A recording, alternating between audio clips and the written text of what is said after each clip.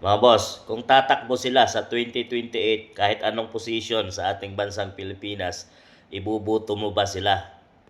Antonio Trillanes, Riza Ontiveros, Renico, Antonio Tino, Sandro Marcos, Jude Asidre, Janet Garin, at Tere Ridon.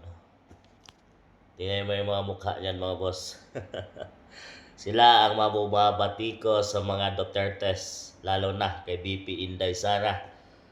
Samot-saring kaso ang kanilang pinapalabas, investigation para hindi makaupo at makabalik sa posisyon ang mga Dutertes. So kung sila, nalalapit na ang 2028 election mga boss, tandaan niyo ang mga mukhang to. Dahil sila ngayon, kadalasan dyan ay yung nasa Senado, si Risa Ontiveros, nasa Congress, representatives, itong iba, bukod lang kay Trillanes na wala ng posisyon sa ating bansa pero nanggugulo pa rin mga boss. At nakikialam, basta Dutertes ang pag-usapan ay magaling si Trillanes humanap ng butas dyan.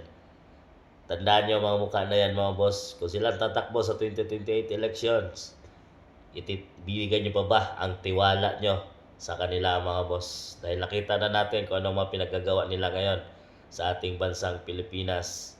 Nalalapit na ang susunod na halalan. Kayo na humusga mga boss. Kung nasa ang mga lugar man sila nasasakupan, kayo na humusga mga boss. Sa 2028, ibubuto mo ba sila?